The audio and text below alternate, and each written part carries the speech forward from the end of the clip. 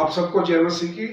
और मैं प्रभु का धन्यवाद करता हूँ कि प्रभु ने आज फिर हमें मौका दिया कि आज हम प्रभु की सभा में बैठे और उसके जो वचन है उन पर हम ध्यान दें। और जैसा कि मैंने पिछले दफ़ा इससे पहले अंतिम समय के बारे में बताया था, पार्ट 1 था वो, अब पार्ट 2 है, क्योंकि वचन बहुत लंबे आएंगे इसलिए हमने उसे पार्ट 2 में करेगा।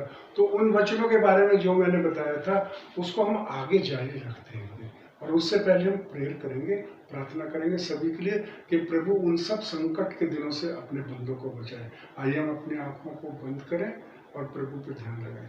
महान पिता परमेश्वर, हम आपका बहुत बहुत धन्यवाद करते हैं, आपने हम फिर मौका दिया पिता परमेश्वर। और महान पिता परमेश्वर, आप इस वक्त हमारे बीच में, महान पिता परमेश्वर, हमारी एक एक मन की बात को आप जानते हैं पिता परमेश्वर। इस वक्त हम संसार के हालात देख रहे हैं पिता परमेश्वर, जगह जगह लड़ाइयों के जिक्र हो रहे हैं पिता परमेश्वर, जगह जगह जाति पे जाति चढ़ाइयाँ कर रही पिता परमेश्वर। बहुत से ऐसे काम हो रहे हैं जो कि महान पिता परमेश्वर तूने पहले ही हमें बता दिया कि इन बातों का होना जरूरी है, इन बातों का होना जरूरी है। अंतिम समय में ये बातें होंगी पिता परमेश्वर। महान पिता परमेश्वर, मैं तेरे से विनती करता हूँ, इस संकट की घड़ी जो आजकल संसार में चल रही है, महामारियां चल रही, बहुत कुछ चल रहा है पिता परमेश्वर, जिसका उपाय लोगों के पास अभी तक नहीं आ रहा पिता परमेश्वर, लेकिन तेरे पास सब कुछ है। कोई बात असंभव नहीं है जो पिता परमेश्वर तू ना कर सके, हर चीज तू संभव कर देता है पिता परमेश्वर। मैं तेरा धन्यवाद करता हूँ, तूने आज हमें मौका दिया। जितने जन आज पिता परमेश्वर इस सभा में है, जितने जन इस सुसमाचार को सुन रहे पिता परमेश्वर, सभी पे आशीष दे, सभी पे आशीष दे। और पिता परमेश्वर, ये सुसमाचार जगत के कोने कोने तक पहुंचे पिता परमेश्वर। मैं तेरा धन्यवाद करता हूँ कि तूने हमारी प्रार्थनाओं को सुना। ये मांगता हूँ सब कुछ तेरे प्यारे बेटे हमारे प्रभु यीशु के नाम से सुन और कबूल कर। प्रभु का धन्यवाद हो। जैसे कि मैंने अभी पिछली दफा आप बताया था कि अंतिम दिनों में क्या कुछ होएगा। अंतिम दिनों में अजीजों बहुत कुछ होएगा, बहुत कुछ होएगा, जिसे देख के एक अंतिम जो समय होता है कोई मामूली चीज नहीं होती। सृष्टि बिल्कुल खत्म कर देगा प्रभु, बिल्कुल खत्म कर देगा, और इनका होना जरूरी है। सिर्फ हमें उसके लिए तैयार रहना है, डरना नहीं है, बिल्कुल नहीं डरना, हमें बिल्कुल नहीं घबराना। हम ये ना सोचें कि क्या होएगा, हमारे परिवार का क्या होगा, हमारे बच्चों का, सब कुछ हम इकट्ठे रहेंगे। जो प्रभु के साथ आज भी हैं तब भी रहेंगे, और वो हमें आगे अपने साथ लेके जाएगा, अपने स्वर्गदूतों को लेके आएगा, वो इकट्ठा करेंगे, लेके जाएगा। और उस वक्त कैसी कैसी बातें होंगी, जैसे कि कुछ तो आपको बताई थी और कुछ और वचनों में क्या लिखा हुआ है, इसके लिए हम निकालेंगे मत्ती 24 उसका 29 से पढ़ बेटा। उन दिनों की कलेश की तुरंत बाद, उन दिनों के कलेश के तुरंत बाद। कलेश का मतलब है कि बहुत दुख की, संकट के दिनों में कलेश होंगे, संकट के दिनों में परेशानी होंगी बहुत ज्यादा, क्योंकि एक दुनिया का अंत होना है, दुनिया का अंत होना है। दुनिया के अंत पे क्या कुछ नहीं होएगा, समझ से बाहर है। हम सोच के अंदाजा भी नहीं लगा सकते कि वो घड़ी कैसी होएगी। और उन लोगों को बिल्कुल चिंता नहीं करनी जो प्रभु के जन है। और इसलिए मैं आपको बार बार कह रहा हूँ, प्रभु की उन बातों पे हम चलें जो चलते आ रहे हैं, भटके नहीं। अगर हम भटक गए तो हमारा सब किया कराया बेकार हो जाएगा। अंतिम समय तक धीरज रखना है, अंतिम समय तक धीरज रखना है। बेटे आगे पढ़ो। सूर्य अंधियारा हो जाएगा, सूर्य अंधियारा हो जाएगा। सूर्य अंधियारा, सूर्य कितनी चमकने वाली चीज है, अंधेरे में बदल जाएगा सूरज। सूरज अंधेरे में बदल जाएगा, क्या कुछ लगेगा। आज रात हो जाती है, लाइटें अगर ऑफ हो जाए, सब कुछ हो जाए, कैसा लगेगा। सूर्य अंधेरे में बदल जाएगा। और चंद्रमा का प्रकाश जाता रहेगा, चंद्रमा का प्रकाश भी जाता रहेगा, सूर्य भी अंधेरा हो जाएगा। चंद्रमा का, सूर्य अंधेरा तो हो जाएगा, और मैं कई दफा सोचता हूँ कि अंधेरा कैसे हो जाएगा, सूर्य की लाइट चली जाएगी, क्या कुछ हो जाएगा, किस चीज से ढक जाएगा, ये कई दफा सोच में आती है। लेकिन बाइबल हमें बहुत कुछ बताती है कि सूर्य अंधेरे में कैसे बदलेगा। और भी बहुत सी ऐसी चीजें देखते हैं इन दिनों में, मैं देख रहा हूँ बहुत जगह जिक्र आता है कि अंतिम समय में और भी कई निशानियां हैं। लोग बताते हैं, हम देखते हैं कि टिड्डियों का आना, टिड्डियों का आना है, लिखा है कि अंतिम दिनों में टिड्डियां आएंगी। और आजकल जो टिड्डियां आ रही हैं अजीजों, आप देख रहे हो जगह जगह बहुत टिड्डियां आ रही हैं और फसलों की तबाही कर रही है बहुत ज्यादा। उससे कई दफा अंदाजा लगाते हैं कि शायद अंतिम समय आ गया है। लेकिन अजीजों, ये टिड्डियां वो टिड्डियां नहीं है जो अंतिम समय में आएंगी। मैं आप लोगों को फिर बता रहा हूं, ये टिड्डियां वो टिड्डियां नहीं है जो अंतिम समय में आएंगी। उनके बारे में बाइबल में बहुत कुछ लिखा है, लेकिन मैं इन टिड्डियों के बारे में आपको बताता हूं। ये टिड्डियां क्यों आई हैं, क्यों आती हैं, आज भी आ रही हैं। बहुत दफा आज से कई साल पहले भी आती थी, तब अंत नहीं हुआ। 50 साल पहले भी आती थी, तब अंत नहीं हुआ। ये वो टिड्डियां नहीं है जो अंतिम समय में आएंगी। मैं आप लोगों को बता रहा हूँ, आप इस पर ध्यान दें जरा गौर से। और बाइबल आपके पास है तो आप बाइबल में से देख सकते हैं कहाँ कहाँ जिक्र है। टिड्डियां, खुदा जब नाराज हो जाता है, अपनी उनकी प्रजा को तंग किया जाता है, उनके लोगों को परेशान किया जाता है, वो अपने चिन्ह और चमत्कार दिखाता है। वो टिड्डियों को भेज देता है, चिन्ह चमत्कार। उस जगह खुदा दंड देता है उन लोगों को कि तुम मेरी प्रजा को, मेरे लोगों को परेशान कर। आज दुनिया में जगह जगह बहुत से प्रभु के जनों को परेशान किया जाता है, बहुत बहुत जगह। इसलिए खुदा एक झलक सी दिखाता है, उसके बारे में जरा हम निकालेंगे। निर्गमन 10, उसको पढ़ो बेटे। फिर यहोवा ने मूसा से कहा, फिर यहोवा ने मूसा से कहा। मैंने आप लोगों को पहले बताया, यहोवा मूसा से बातें किया करता था, मूसा से आमने सामने बातें करता था। मूसा नबी था, उससे प्रभु, आज भी प्रभु अपने और नबियों से भी बातें करता था। प्रभु हमेशा जो भी बातें करता है नबियों से करता है। इसलिए प्रभु ने मूसा से क्या कहा, फिरौन के पास जा, फिरौन बादशाह के पास जा। फिरौन बादशाह इजराइलियों को नहीं छोड़ता था, प्रभु के जनों को नहीं छोड़ता, उन पे अत्याचार करता था और प्रभु की भक्ति करने नहीं देता था। क्या कहा, फिरौन के पास जा, क्योंकि मैंने ही उसके और उसके कर्मचारियों के मन को इसलिए कठोर किया है। किसने कठोर कर दिया था फिरौन को? प्रभु ने ही कर दिया था। क्यों कर दिया था, पढ़ो बेटा। कि अपने चिन्ह उनके बीच में दिखलाऊं। प्रभु के देखेगा चिन्ह और चमत्कार, और इसलिए भेजा था कि प्रभु उन्हें अपने चिन्ह और चमत्कार दिखाए। पढ़ते रहो। और तुम लोग अपने बेटों और पोतों से इसका वर्णन करो कि यहोवा ने मिस्रियों को कैसे ठट्ठों में उड़ाया और अपने क्या क्या चिन्ह उनके बीच प्रकट किए। हाँ, यह क्या क्या चिन्ह प्रकट किए, सब चिन्ह यहोवा ने दिखाने थे, और ये सब बातें करके दिखाई फिरौन बादशाह को। फिरौन बादशाह को यह बताना था मूसा के द्वारा कि प्रभु बहुत कुछ कर सकता है, प्रभु ही है सब कुछ। फिरौन बादशाह नहीं मानता था इस बात को, इसलिए प्रभु ने ये चिन्ह दिखाए। पढ़ो आगे। जिससे तुम यह जान लोगे कि मैं यहोवा हूँ। मैं ही यहोवा हूँ, उसे पता लग जाए मैं ही प्रभु हूँ, मैं ही खुदा हूँ। इसलिए उनको चिन्ह दिखाए। क्या क्या दिखाए बेटे, आगे पढ़ो। तब मूसा और हारून ने फिरौन के पास जाकर कहा, इब्रियों का परमेश्वर यहोवा तुझसे इस प्रकार कहता है, तू कब तक मेरे सामने दीन होने से संकोच करता रहेगा? कब तक मेरे सामने दीन होने से संकोच करता रहेगा? वो दीन नहीं हो रहा था, वो प्रजा को नहीं छोड़ रहा था, इजराइलियों को नहीं छोड़ रहा था। बिल्कुल उसने बंदी बना के रखा था, उन पे बहुत सख्ती करता था, परेशान करता था। प्रभु ने उनकी पुकार सुनी और प्रभु ने कहा मैं इनको निकाल के लाऊंगा, और मूसा के ऊपर ये जिम्मेदारी डाली कि तू जा, तू उनको निकाल के लिया, मैं तेरे साथ हूँ। आगे पढ़ो बेटे। मेरी प्रजा के लोगों को जाने दे। मेरी प्रजा के लोगों, उन्होंने मूसा ने कहा कि प्रभु ने कहा मेरी प्रजा के लोगों को जाने दे, छोड़ दे, कि वे मेरी उपासना करें। हाँ, उनको उपासना करने नहीं देता था, बिल्कुल ध्यान नहीं देने देता था। तो मूसा से कहा कि मेरी प्रजा को, उससे कहो जाने दे। आगे पढ़ो। यदि तू मेरी प्रजा को जाने ना दे, यदि तू मेरी प्रजा को, एक वार्निंग दे दी, यदि तू मेरी प्रजा को जाने नहीं देगा, उन्हें परेशान करेगा, तो आगे तो सुन, कल मैं तेरे देश में टिड्डियां ले आऊंगा। कल मैं तेरे देश में टिड्डियां ले आऊंगा। कौन टिड्डियां लेके आएगा? यहोवा लेके आएगा। टिड्डियां जब आती हैं, टिड्डी दल आता है, नुकसान करता है, प्रभु हो सकता है नाराज होता हो। प्रभु के मन में कोई ऐसी बातें होती हैं कि प्रभु लोगों से नाराज होता हो।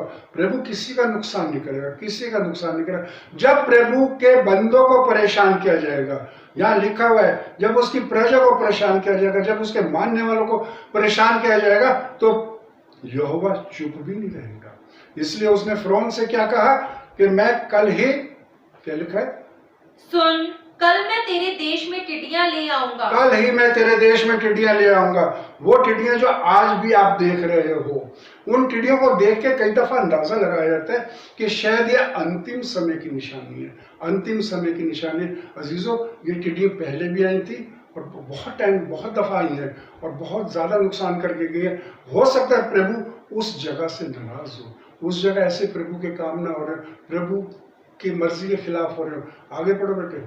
और वे धरती को ऐसा छा लेंगी हाँ। कि वह देख ना पड़ेगी। धरती को ऐसा छा लेंगी, क्योंकि जिस टाइम टिड्डियों का झुंड आता है वो इतना घना होता है, इतना घना होता है, जैसे घटाएं आ रही हैं, घटाएं वो बिल्कुल धरती को छा लेती हैं, बिल्कुल। तो अजीजों, वो जो टिड्डियां आजकल आ रही हैं ये अंतिम समय की नहीं है। मैं आप लोगों को फिर बता रहा हूं, ये अंतिम समय की नहीं है। अंतिम समय में भी टिड्डियां आएंगी, लेकिन उनका रूप कुछ और होगा, उनके काम कुछ और होंगे।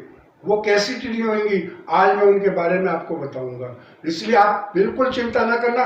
बहुत से लोग चिंता करते हैं टिड्डियां आ रही हैं, बहुत आ रहा है, हम खबरों में भी देखते हैं सब कुछ, लेकिन अंतिम समय नहीं है ये, बिल्कुल नहीं। अभी तो बहुत कुछ होना है, बहुत कुछ होना है, जैसे कि अभी हमने पढ़ा था। आगे पढ़ो।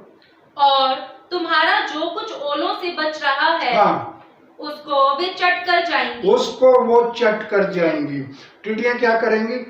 जो फसल है उसको नुकसान करेंगी। ये टिड्डियां हरियाली को खाती हैं, खेतों को खाती हैं, फसलों को, पेड़ों को, जो भी हरियाली से दिखते हैं उसे चट कर जाएंगे। ये वो टिड्डियां हैं, ना कि अजीजों ये अंतिम समय वाली टिड्डियां हैं, अंतिम समय वाली टिड्डियां नहीं है। आगे बढ़ो। और वे तेरे और तेरे सारे कर्मचारियों, यहाँ तक कि सारे मिस्रियों के घर में भर जाएंगी। सारे कर्मचारियों के, सारे मिस्रियों के घरों में भर जाएंगी, बेशुमार आ जाएंगी, बेशुमार।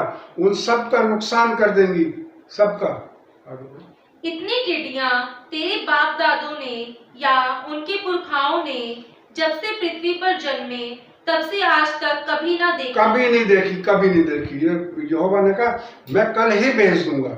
ये वो टिड्डियां चीजों जो उसने कहा है कि मैं कल ही भेज दूंगा। लेकिन मैं आप लोगों को बताऊं, कई दफा हम सोचते हैं कि अंतिम समय आ गया, अंतिम समय ये नहीं है। अंतिम समय की जो टिड्डियां हैं उनके रंग रूप अलग होंगे, जैसे कि अभी आपने मत्ती 24 में भी पढ़ा था, कलेश के दिनों वाला। बेटे उस टॉपिक को फिर पढ़ो। उन दिनों के कलेश के तुरंत बाद सूर्य अंधियारा हो जाएगा। सूर्य अंधियारा हो जाएगा, जैसे कि आपने पढ़ा सूर्य अंधियारा। एक चीज आगे पढ़ो। और चंद्रमा का प्रकाश जाता रहेगा। हाँ।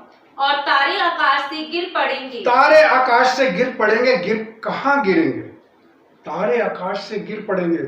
आगे पढ़ो। और आकाश की शक्तियां हिलाई जाएंगी। आकाश की शक्तियां हिलाई जाएंगी।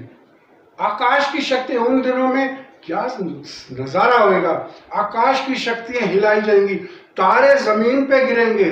तारा कितना बड़ा होता है हम पहले अंदाजा नहीं लगा सकते थे, हमें छोटा दिखता था। अब पता चलता है तारे इतने बड़े होते हैं, इतने बड़े होते हैं कि वो जहां गिरते हैं वहां विनाश कर देते हैं, वहां गड्ढे कर देते हैं बड़े बड़े। तारे जिस टाइम जमीन पे गिरेंगे तो क्या हाल होएगा, और सूरज अंधकार कैसे हो जाएगा, इसके बारे में मैं आपको बता रहा हूं। हम इसमें से निकालेंगे जरा प्रकाशित वाक्य 9।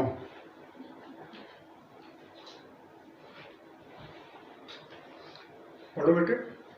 जब पांचवें स्वर्गदूत ने तुरही फूंकी, जब पांचवें स्वर्गदूत ने तुरही फूंकी तो मैंने स्वर्ग से पृथ्वी पर एक तारा गिरता हुआ मैंने स्वर्ग से पृथ्वी पे तारा गिरता हुआ देखा। अभी आप लोगों ने मत्ती में पढ़ा था कि तारे गिरेंगे, गिराए जाएंगे, शक्तियां हिलाई जाएंगी, तारे गिरेंगे।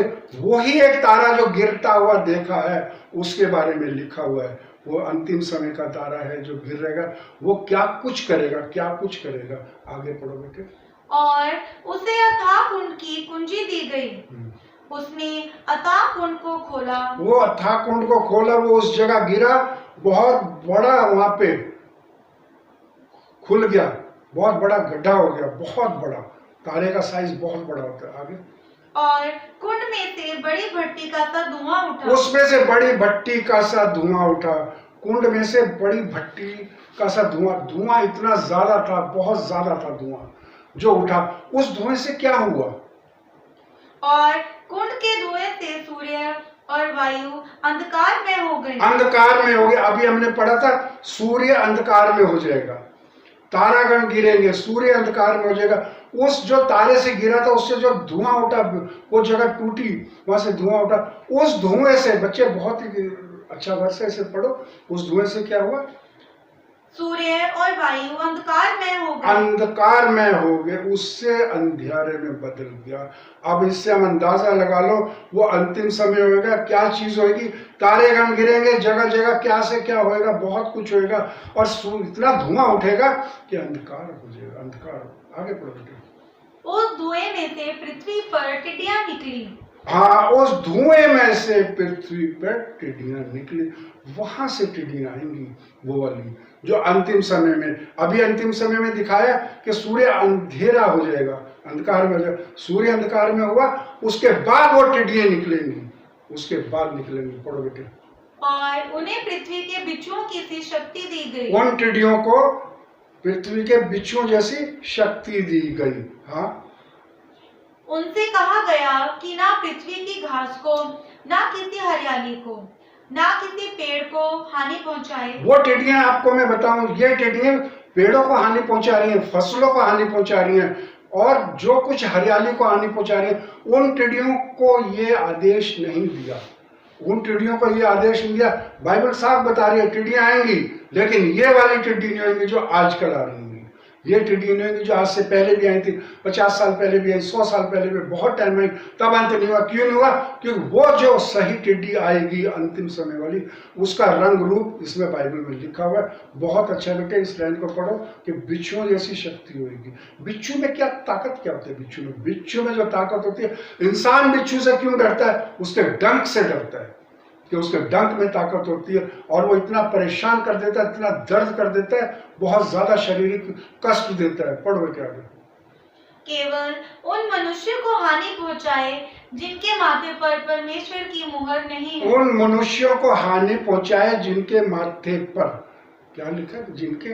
जिनके माथे पर परमेश्वर की मुहर नहीं है। परमेश्वर की मोहर नहीं है। चुने हुए लोगों पे ही मोहर लगेगी। मैं आप लोगों को पहले बता चुका हूँ, जब स्वर्गदूत आएंगे वो किस तरीके से इकट्ठे करेंगे, इतने लोगों में से कैसे इकट्ठा करेंगे, वो उनके ऊपर जो माथे पे मोहर लगेगी वो सिर्फ उसी को देखेंगे। टिड्डियां उनको हानि नहीं पहुंचाएंगी जिनके वो मोहर लगी हुई है। आगे बढ़ो। उन्हें लोगों को मार डालने का तो नहीं, पर 5 महीने तक पीड़ा देने का अधिकार दिया गया। पीड़ाओं का आरंभ होएगा, हम इससे पहले पढ़ चुके थे। पीड़ाओं का आरंभ होएगा, कलेश के दिन होंगे, पीड़ाओं का आरंभ होएगा। इसमें देखो पीड़ा होंगी, वो इंसानों के ऊपर ऐसा डंक मारेंगी कि वो काफी टाइम तक, इसमें समय दे दिया 5 महीने तक का। बहुत अच्छी बात है। आगे और उनकी पीड़ा ऐसी थी जैसे बिच्छू के डंक मारने से मनुष्य को होती है। ऐसी पीड़ा का संकट आएगा अंतिम समय में, और वो वाली टिड्डी होंगी जो फसलों को नुकसान नहीं पहुंचाएंगी। उनको आदेश दिया गया किसी फसल को नहीं, ये टिड्डियां नुकसान पहुंचा रही है, वो नहीं पहुंचाएंगी।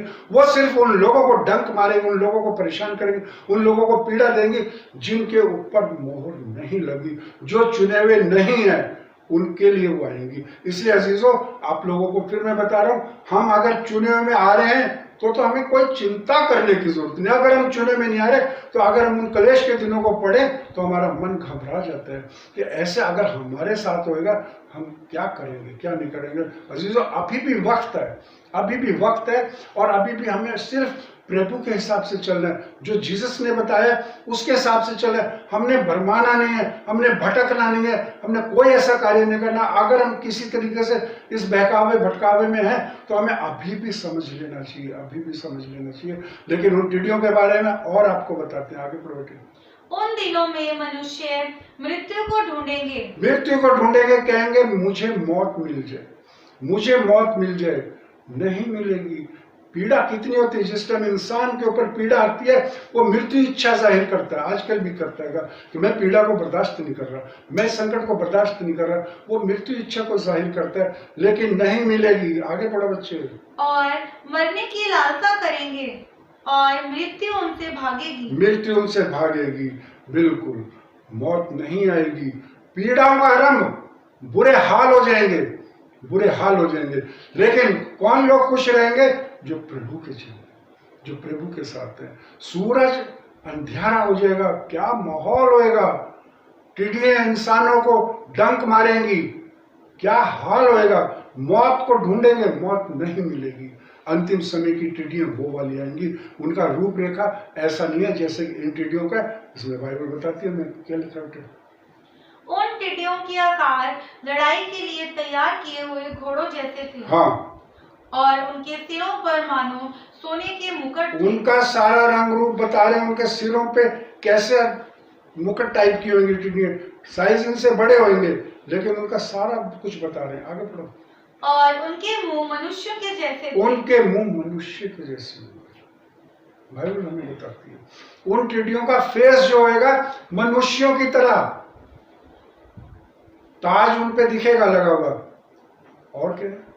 उनके बाल स्त्रियों के बाल जैसे और दांत सिंहों के दांत जैसे। ये उनकी निशानियां होंगी, ये उनकी निशानियां होंगी। वो टिड्डियां बड़ी खतरनाक टिड्डियां होंगी, बड़ी खतरनाक, जो अंतिम समय में आएंगी, अंतिम समय में आएंगी। इसलिए अजीजों, हमें उन टिड्डियों से बचना है, हमें उन कलेशों से बचना है, हमें उन परेशानियों से बचना है। इतना कुछ हमें जब पता लग रहा है, उसके बाद भी अगर हम नहीं बच रहे तो ये हमारी गलती है।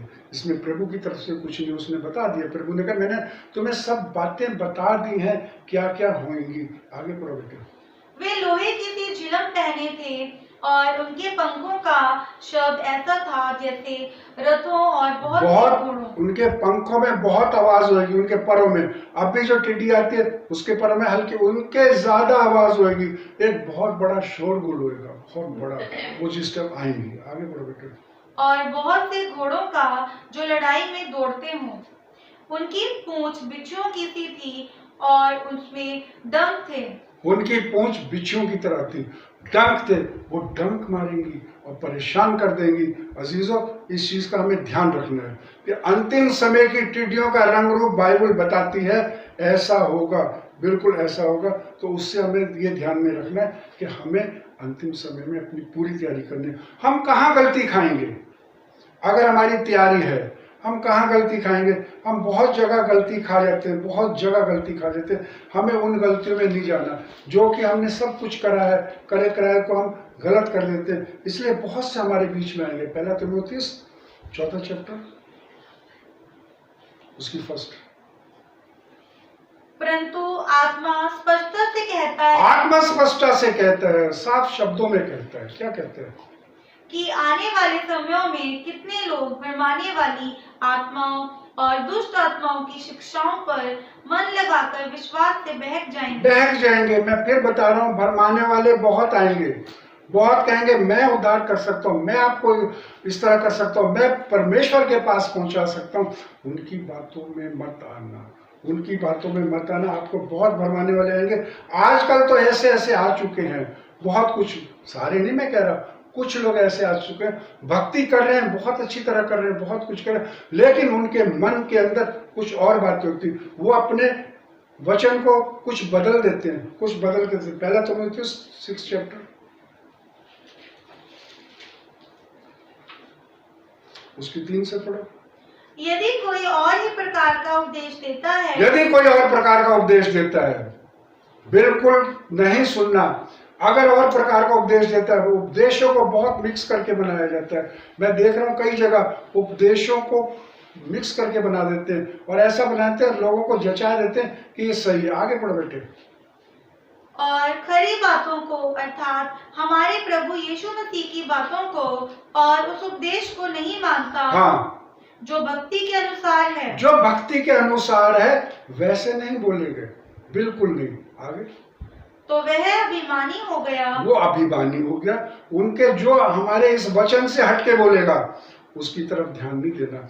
वो लोग कौन होते हैं? वो आगे पढ़ बेटे।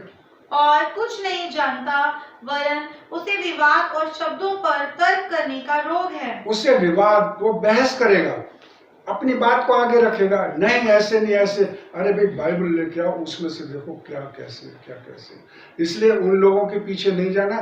बहुत से लोग आपका ध्यान बदलने के लिए वचन को भी बदल देते हैं, वचन में उल्ट पुल्ट कर देते हैं, लेकिन इन चीजों पे ध्यान रखना। आगे पढ़ो बेटे। जिससे डाह और झगड़े और निंदा की बातें और बुरे बुरे संदेह, हाँ, और उन मनुष्यों में व्यर्थ रगड़े झगड़े उत्पन्न होते हैं। हाँ, उनकी बातों से ऐसे ही होता है। लेकिन वो किस लिए ये कार्य करते हैं? ऐसे काम किस लिए करते हैं? पढ़ो बेटा। जिनकी बुद्धि बिगड़ गई है। उनकी बुद्धि बिगड़ गई है। उनकी बुद्धि बिगड़ के उनके दिमाग में क्या टारगेट लेके चलते हैं? क्या लेके चलते हैं? और वे सत्य से विहीन हो गए हैं। हाँ, सत्य से विहीन हो गया। जो समझते हैं कि भक्ति कमाई का द्वार है। भक्ति कमाई का द्वार है। आजकल लोग सोचते हैं भक्ति करें इनकम अच्छी होगी, भक्ति करें कमाई बहुत अच्छी होगी। हकीकत में अजीजों, जो भक्ति को कमाई का साधन समझते हैं वो प्रभु के जन नहीं होते। आजकल मैं देखता हूँ कई जगह भक्ति को कमाई का साधन बना लिया है। बहुत जगह बहुत कुछ इकट्ठा करते हैं, ये दे दो, वो दे दो, यूं कर दो। लेकिन नहीं, इस तरह नहीं। चेलों ने इस तरह के कोई काम नहीं किए थे। चेलों ने, ना जीसस ने ऐसी कोई बात की थी, ना कमाई की तरफ ध्यान दिया था। चेलों ने कभी नहीं ध्यान दिया था कि हम भक्ति से कमाई करें। आगे पढ़ो बेटे। और संतोष सहित भक्ति बड़ी कमाई है। संतोष से जितना उन्हें मिलता है वो बहुत बड़ी कमाई है। इसलिए उन लोगों को इन चीजों से आपने देखना है कि वो ऐसा काम तो नहीं कर रहे। बिल्कुल, आगे पढ़ो बेटे। क्योंकि ना हम जगत में कुछ लाए हैं और ना कुछ ले जा सकते हैं। हाँ, ना कुछ लाए हैं ना कुछ ले जा सकते हैं। इन चीजों से ध्यान में रखना। ये कौन लोग होते हैं जो कि ऐसे करते हैं? उन्होंने भक्ति को कमाई का साधन बना लिया। ये वो लोग हैं जो कि कभी हमारे साथ होते थे। उन्होंने भवन में आके थोड़ा बहुत सीख लिया, कुछ कर लिया, उसके बाद उन्होंने अपने अपने खोल लिए। वो निकले तो हमारे नहीं सीखेंगे। वो आते थे, उन्होंने यहाँ से शिक्षा ली, पूरी नहीं ली, अधूरी ली। इसलिए ये विचारों को बदल बदल के बताते हैं। आगे पढ़ो बेटे। यदि हमारे पास खाने और पहनने को हो तो इन्हीं पर संतोष करना चाहिए। पर जो धनी होना चाहते हैं वे ऐसी परीक्षा और फंदे और बहुत सी व्यर्थ और हानिकारक लालसाओं में फंसते हैं। हाँ, वो लालच करते हैं बहुत तरह से। वो धन उनका एक बिजनेस हो जाता है। मैं अभी कुछ दिन पहले एक देख रहा था, और कोई थे, मेरे को नाम तो नहीं पता, ना मैं लूंगा नाम। वो प्रभु का वचन सुना रहे, सब कुछ सुना रहे, लेकिन कुछ बातों को वो घुमा के बता रहे थे। लेकिन मैंने जब सोचा ऐसे तो बाइबल में नहीं लिखा हुआ। उन्होंने जिस टाइम हवाला दिया, लोगों को पढ़ के बताया, तो उसमें बहुत सी ऐसी बातें थी। वो लालच का तरीका देखा मैंने कि ये धन की तरफ ज्यादा ध्यान दे रहा है। धन को मैं कैसे ले लूं, धन को कैसे ले लूं। इसलिए वो जो वचन पढ़ रहे थे, मैं आज आपके सामने पढ़ के दिखा रहा हूँ वो वचन क्या थे और उनका पढ़ने का तरीका क्या था।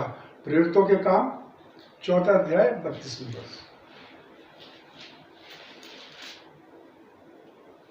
विश्वास करने वालों की मंडली एक चित्त और एक मन की थी। हाँ, यहाँ तक कि कोई भी अपनी संपत्ति अपनी नहीं कहता। ये उस टाइम की बात है जब प्रेरित थे, जो यीशु मसीह ने प्रेरितों को चुना था, उन्हें सेवकाई के लिए भेजा था। वो लोग जो थे वो लोगों के लिए काम करते थे, लोगों की गरीबी को देखते थे, उनको दूर करते थे। खुद वो अपना काम करते थे। अपने बेटे, पहला थिस्सलुनीयों उसका 2 चैप्टर भी निकाल कर रखना। तो आगे पढ़ो बेटे, तुम इसे जारी रखो। इस जो पढ़ रहे हो उसी को, प्रेरितों के काम को पढ़ो। परंतु सब कुछ साझे में था। सब कुछ साझे में था, सब कुछ। वो प्रेरित जो थे वो प्रेरित थे जो खुदा की तरफ से चुने गए थे। वो बिल्कुल लोभ लालच नहीं करते थे, उन्हें धन से कोई लगाव नहीं था। वो जो कुछ करते थे कलीसिया के लिए करते थे, और उनको यह चिंता होती थी हमारी कलीसिया में कोई गरीब ना हो। उन्होंने पहले वचन इस तरह दिए थे, जैसे कि मैंने गुजरे दिनों में आपको बताया था, कंगालों पे अनुग्रह करो, गरीबों की मदद करो। वो इस तरह जीसस की इन बातों पे अमल करते थे। और क्या? प्रेरित बड़ी सामर्थ्य से प्रभु यीशु के जी उठने की गवाही देते वो थे। प्रेरित सही थे जो जीसस के मुताबिक चलते थे, उनकी गवाही देते थे, और वो लोगों की गरीबी को दूर करते थे। और वो लोग भी क्या करते थे, अपनी सारी संपत्ति एक जगह इकट्ठी करते थे, एक जगह। और उनमें अभी बच्चे ने पढ़ा कि उनमें कोई भी गरीब ना था, कोई भी गरीब ना था। आगे बढ़ो। और उन सब पर बड़ा अनुग्रह था। उनमें कोई भी दरिद्र ना था। कोई भी दरिद्र नहीं था, कोई भी गरीब नहीं था। उस टाइम की कलीसिया में कोई भी गरीब नहीं था, बिल्कुल। और वो सब प्रेरित, उन्हें अच्छी अच्छी शिक्षा। आज मैं देखता हूँ बहुत से सब ये नहीं कह रहा मैं, बहुत मुझे अच्छे लगते हैं, बहुत प्रभु के जन मुझे बहुत अच्छे लगते हैं। जब मैं देखता हूँ बहुत नम्र होके बोलते थे, बहुत अच्छी तरह बोलते थे, बहुत कुछ समझाते थे और बहुत अच्छा लगता है। लेकिन कुछ जो लालची होते हैं वो वचन यही पढ़ रहे थे और उन पे क्या लिखा हुआ आगे, क्योंकि जिनके पास भूमि या घर थे, वो ये बताते जिनके पास भूमि या घर थे, हाँ, वे उनको बेच बेच कर बिकी हुई वस्तुओं का दाम लाते और उसे प्रेरितों के पांव पर रखते थे। बस यहां तक पढ़ेंगे वो, यहां तक अपनी जगह बेचो, प्रेरितों को दे दो, आगे नहीं पढ़ के बताते थे। वो लोग कहते थे बाइबल में से पढ़ा, सही लिखा है, और वो अपनी धन दौलत ला के दे देते। मैंने देखा कि उससे अगली लाइन नहीं पढ़ी, तो उनका कहने का मतलब था तुम भी ला के हमें दो, सब कुछ दो, दुगना मिलेगा। ये वर्डिंग मैं आपको बोल रहा हूँ, ये मैं किसी को देख के बोल रहा हूँ, दुगना मिलेगा। मेरे को देख के बड़ा अजीब सा लगा कि सारा कुछ प्रेरित करे हमारे पास ला के रख दो। वो प्रभु की तरफ से भेजे हुए नहीं है, जो धन के लोग होते हैं, जो लालच करते हैं। जहां धन वहां मन। लेकिन वो जो प्रेरित थे, जो प्रभु के द्वारा चुने गए थे, वो लोगों के लिए करते थे। लेकिन अगली लाइन में क्या लिखा है जो नहीं बताई गई, और जैसी जिसे आवश्यकता होती थी उसके अनुसार हर एक को बांट दिया करता, हर एक को बांट दिया जाता था, ना कि वो अपने पास रखते थे, हर एक को बांट दिया जाता था। इसलिए अजीजों, जो कुछ हमें इन चीजों का ध्यान रखना है कि हमें अपना दान कहाँ देना है। पहले देखो, कोई लोभ लालच ऐसा तो नहीं। अगर हम अपना दान गरीबों को दे रहे हैं, प्रभु के उन बंदों को दे रहे हैं, प्रभु के कार्यों को दे रहे हैं, जहाँ प्रभु के कार्य हो रहे हैं उन लोगों को दे रहे हैं, बहुत अच्छा लगता है। और वो कई दफा अपने आप को प्रभु का जन दिखाने के लिए बहुत तरह से वचन बोलते हैं, बहुत तरह से वो ये दिखाते हैं कि मैं प्रभु का बहुत गहरा जानूं। लेकिन जीसस का नेचर जो था, उसके लिए हम पढ़ेंगे यशाया 42।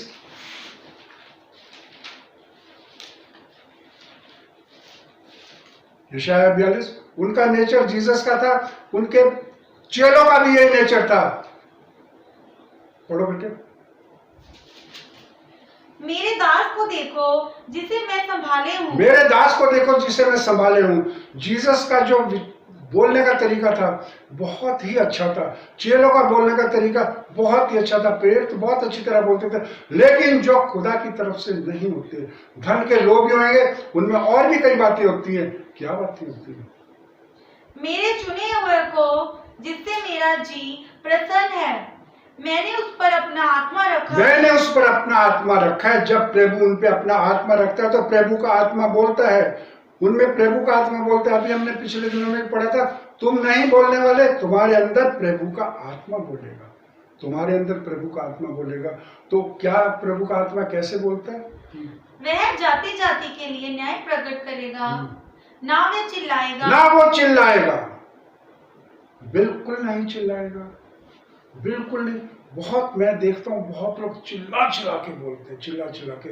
इसमें लिखा हुआ ना वो चिल्लाएगा, बिल्कुल तरीके से बात करेगा, बिल्कुल इसमें लिखा हुआ है। आगे पढ़ो बेटा। और ना ऊंचे शब्द से बोलेगा, इन सब चीजों से नहीं बोलेगा। और भी कई चीजें दिखाई जा रही हैं, बहुत दिखाई जा रही हैं।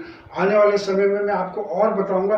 बहुत से मैं देखता हूँ प्रभु के मुताबिक ऐसे नहीं चलते जैसे वचनों में बताया जाता है। हमें इन चीज़ों को नहीं देखना, इन चीज़ों को नहीं देखना। और अगर ऐसी कोई बात होगी उस तरफ हमें ध्यान नहीं देना। क्या उस वक्त के प्रेरित और आजकल के प्रेरितों में क्या फर्क है? उस वक्त कलीसिया की भलाई, उनमें कोई गरीब नहीं था, वो प्रभु की तरफ से चुने हुए थे, उन्हें धन से कोई लगाव नहीं था, कुछ नहीं था। जैसे कि मैंने आपको पहले थिस्सलुनी में बताया, उसमें प्रेरितों के काम है जो अपने जिस तरीके से काम करते थे, वो कभी भी परमेश्वर का प्रचार करते थे, वो परमेश्वर के लिए करते थे, वो लोगों के लिए नहीं करते थे। बेटे पहला थिस्सलुनी में 2 चैप्टर 1 से पढ़ो। हे भाइयों, तुम आप ही जानते हो कि हमारा तुम्हारे पास आना व्यर्थ ना हो। ये प्रेरित लोग कह रहे हैं जो जीसस ने चुने थे। आगे पढ़ो बेटे। वरन तुम आप ही जानते हो कि पहले फिलिप्पी में दुख उठाने और उपद्रव सहने पर भी हमारे परमेश्वर ने हमें ऐसा साहस दिया।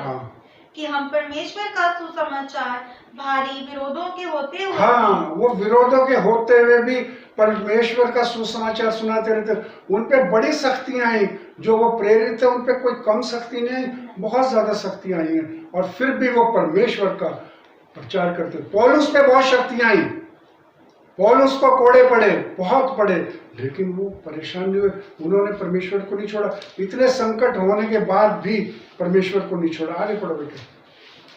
होते हुए भी तुम्हें सुनाई, क्योंकि हमारा उद्देश्य न भ्रम से है और न अशुद्धता से, हाँ, और न छल के साथ है, हाँ, पर जैसा परमेश्वर ने हमें योग्य ठहराकर, जैसे परमेश्वर ने हमें योग्य ठहराया वो ऐसा ही प्रचार करते थे, वो कोई लालच नहीं करते थे। पढ़ते जाओ बेटा। हमें योग्य ठहराकर सुसमाचार सौंपा, हम वैसा ही वर्णन करते हैं। हम वैसा ही वर्णन करते हैं जैसा कि परमेश्वर ने हमें योग्य समझ के भेजा है। आगे पढ़ो।